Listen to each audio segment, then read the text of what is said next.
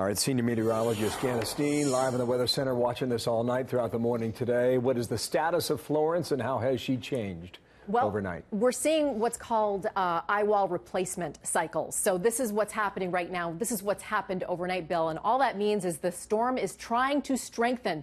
So it's going through some reorganization so that it can perhaps get stronger. And I would not put past the fact that we could see a Category 5 perhaps later on today or tomorrow. So the storm is still a Category 4. It's weakened a little bit because it is going through that eye wall replacement cycle. So the outer eye wall is taking over, the inner eye wall is collapsing, and it is potentially getting stronger. We do have this track still as a major hurricane, Category 4, really for the next several days. The problem here is we are expecting the storm to stall. So earlier on Fox and Friends, I was comparing this to perhaps North Carolina's version of Hurricane Harvey for southeast Texas. We potentially could see upwards of 3 to 4 feet of rain if this storm stalls out. And it looks like this cone, as it gets wider, doesn't quite know what to do with it. The steering mechanism will end. That high pressure in the Atlantic, the Bermuda High, which is steering it right now,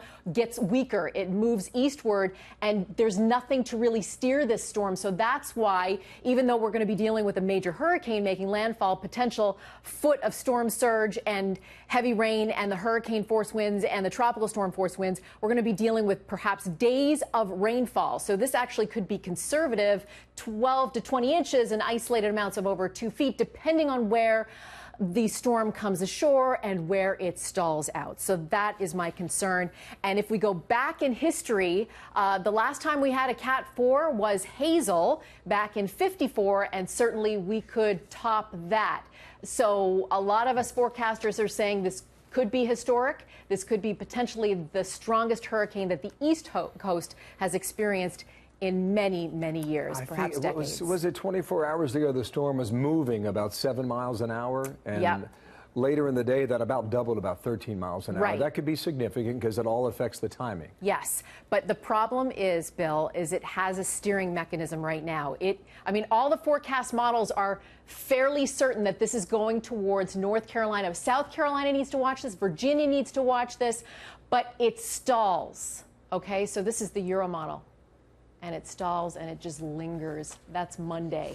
So South Carolina, even Georgia, Virginia, Delmarva needs to watch this because, Bill, the legacy from this, unfortunately, is going to be rainfall. Catastrophic, life-threatening, and inland.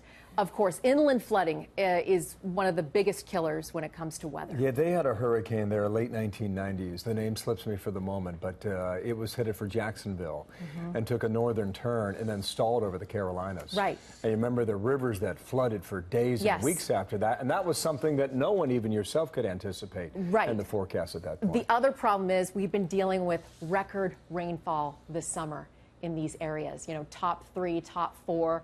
Summertime rainfall records. So the ground is saturated, cannot take any more rain. So, I mean, we are all nervous. This is epic. This is going to be life-threatening, and that's why you have to listen to your local officials. Listen to them. If they tell you to evacuate, please do so.